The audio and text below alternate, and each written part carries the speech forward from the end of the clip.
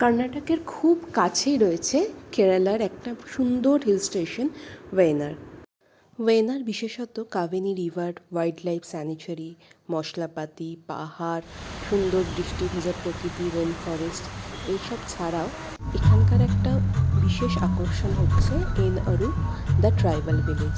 পুকুরে লেক থেকে মাত্র 2 কিলোমিটারের মধ্যেই আছে এনআরু ট্রাইবাল ভিলেজ। এই ট্রাইবাল ভিলেজে যাওয়ার জন্য টিকিটের ব্যবস্থা আছে, টিকিট অনলাইনে পাওয়া যায়। বড়দের জন্য 50 টাকা পার হেড, ছোটদের জন্য 20 টাকা। আর এখানকার আরেকটা টিকিট লাগে, যেটা হচ্ছে মেন এন্ট্রান্স থেকে ওপরে যাওয়ার 2 কিলোমিটার ওপরে উঠতে হবে। সেখানে যেতে ওই 50 টাকা পার হেড আর বাচ্চাদের 20 টাকা পার হেড হিসেবে জিপ ভাড়া করতে হয়। আমরা নিচে পার্কিংয়েই গাড়িটা রেখে ওখানেই সবাই গাড়ি রাখছিল, টিকিট কাউন্টারেই কেটেছিলাম। ওরা একটা টোকেন দেবে। এই যে জিপগুলো যাচ্ছে, এই জিপগুলোই ওপরে আমাদের ছেড়ে দিয়ে গেছিলো, আর এরাই আবার সেই টোকেন দেখিয়ে আমরা এই জিপেই নিচে গেছিলাম।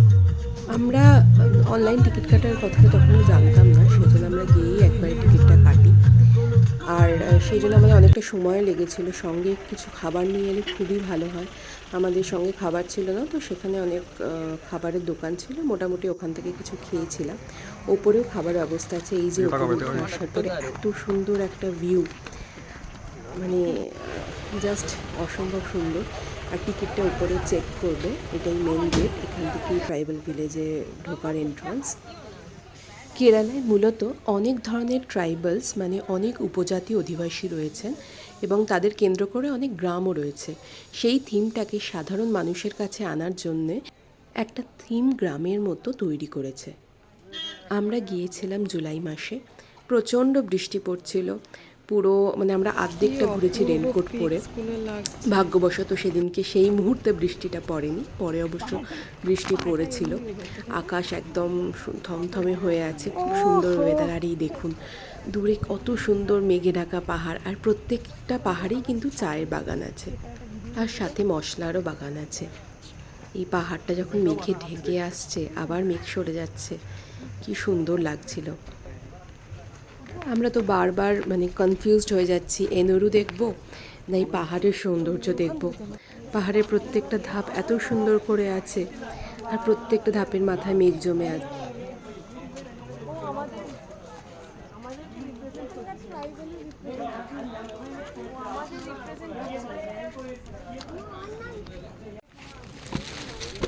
এই জায়গাটা কি অসাধারণ সুন্দর।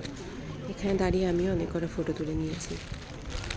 এখানটা দাঁড়িয়ে বেশ অনেকক্ষণ বসা যায়। ওই যে দূরে পাঁচিল দেখা যাচ্ছে, এই পুরো জায়গাটাই ওরম গ্রামের থিমে ওরমভাবে পাঁচিল বানানো আছে, আর ছোট ছোট ঘর আছে তার আগে গিয়ে। আর এই সব পাহাড়গুলোতেই নয় চায়ের বাগান, কোনোটায় কফি বা মশলা। ওহো ভাই সাহেব, এখানে আয়, এখান থেকে খুব ভালো। পেছনটা না তাকিয়ে থাকতেই পাচ্ছি না। পাপড়ি,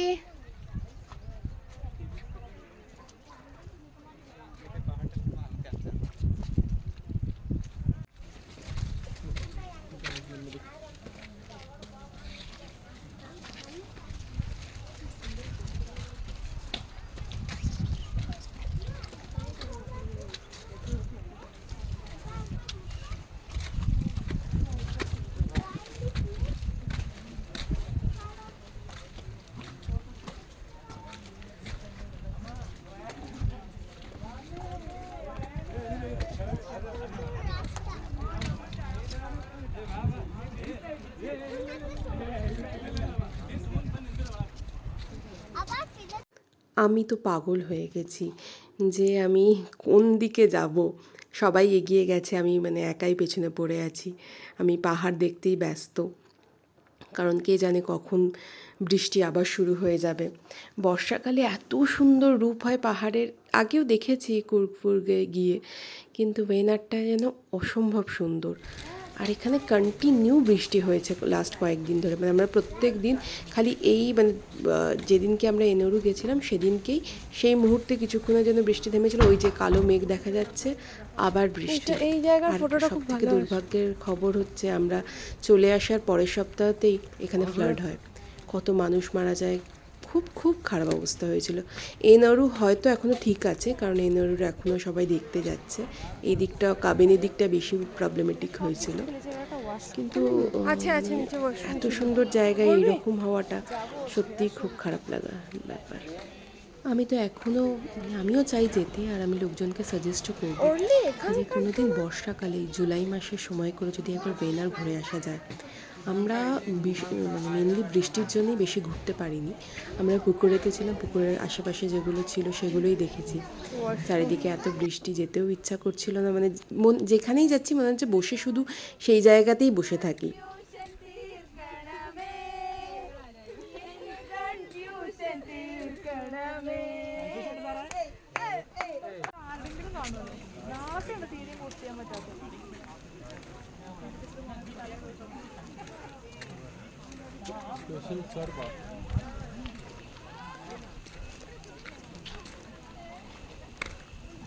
এখানে কিছু মিউজিয়ামও আছে, আর কিছু খাদির দোকানও আছে, নানা রকম দোকান আছে, মশলাপাতি, তেল, যেগুলো কেরালার ফেমাস সেগুলো কেনার জন্য সমস্ত রকম ব্যবস্থা আছে।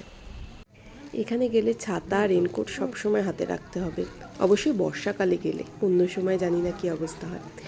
আমি তো মানে রেনকোট পরেই পুরো ঘোরাটা ঘুরেছি। 100 টাকা করে হলুদ রঙের আমি যে রেনকোটটা কিনেছি সেটা খুব ভালো। ওটা আমি এখানে ব্যাঙ্গালোরের বৃষ্টিতেও আগে আগে পরেছি, যদিও খুব পাগলের মতো লাগে, কিন্তু কাজে দেয়, একদম মাথা থেকে পা অবধি ঢেকে যায়।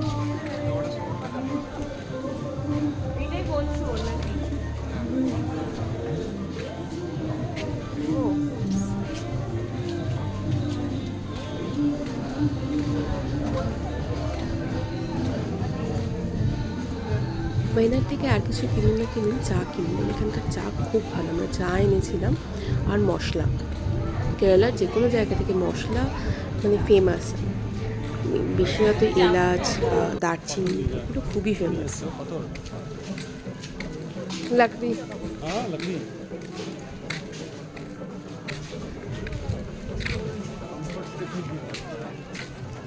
আমাদের যেরকম সাঁওতালি গান নাচ হয় সোনাঝুরির হাটে বা বোলপুরের দিকে, দূর থেকে সেরকম একটা আওয়াজ শুনতে পাচ্ছেন, এখানে এটা আদিবাসীদের নাচ। এই রকমই একটা অনুষ্ঠানের আয়োজন করা হয়েছে সামনের ছোট ছোট কুড়ে ঘরগুলোর মধ্যে। আর একটু এগিয়ে গিয়ে দেখাচ্ছি।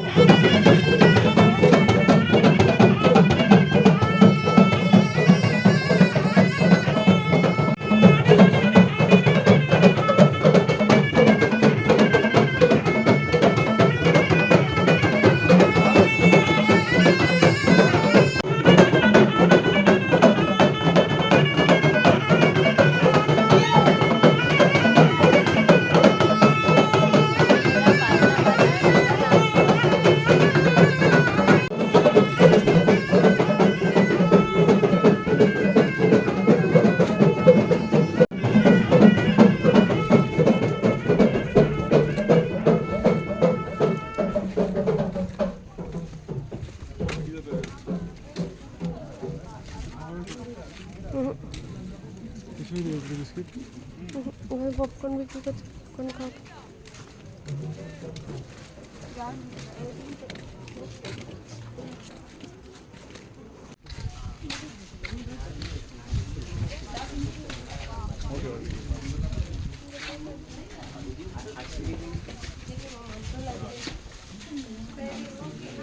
এইখানে ঘরগুলোর এক একটা করে মডেল ঘরের মতো বানিয়েছিল। ওরা কী কী আদিবাসীরা কী কী সরঞ্জাম ইউজ করে মাছ ধরার জন্য, কোনোটা ওদের উনুন, ওদের ঘরের ঝুড়ি, একটা দোলনা আছে এখানে, বা রান্নার এই যে রান্নার সরঞ্জাম, একটা থিম মতো উনুন জ্বালানো আছে। এইগুলো দেখো, এটা বাচ্চার দোলনা, এগুলো বেশ ভালোই লাগছিল দেখতে।